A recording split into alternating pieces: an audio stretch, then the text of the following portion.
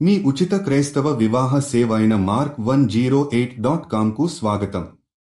పరలోక తండ్రి, నీ సన్నిధిలో నేడు మేము శరీరానికి, మనసుకు బాధపడుతున్న వారి కోసం ప్రార్థించుచున్నాము. ప్రభువా, నీ వాగ్దానము ప్రకారం నీవు ఒక గొప్ప వైద్యుడవు. ఎగ్జోడస్ 15:26 ప్రకారం నేను నిన్ను స్వస్థపరిచే యెహోవాను అని నీవు పలికితివి.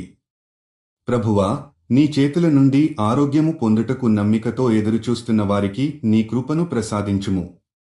ప్రభువా, వ్యాధితో బాధపడుతున్న వారిని నీవు బలపరచి వారి శరీరంలో నుండి దుష్ట రోగాలను తొలగించుము. తండ్రి, వారి రక్తనాళాలు, నాడులు, అవయవాలు నీవు శుభ్రపరచి పునరుద్ధరించుము.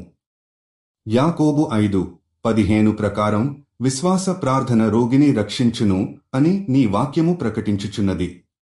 ప్రభువా, విశ్వాసంతో చేసిన ఈ ప్రార్థన ద్వారా వారికి ఆరోగ్యాన్ని ప్రసాదించుము.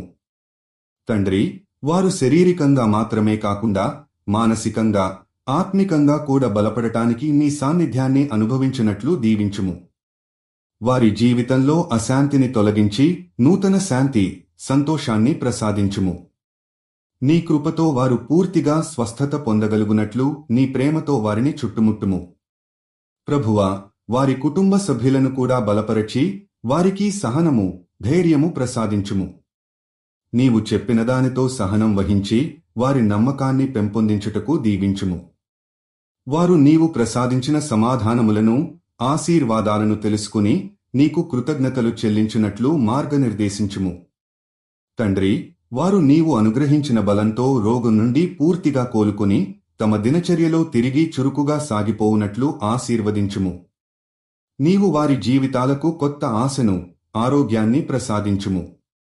మీరు జీవిత భాగస్వామి కోసం చూస్తున్నట్లయితే దయచేసి mark108.com కి వెళ్ళండి. రిజిస్ట్రేషన్ ఉచితం.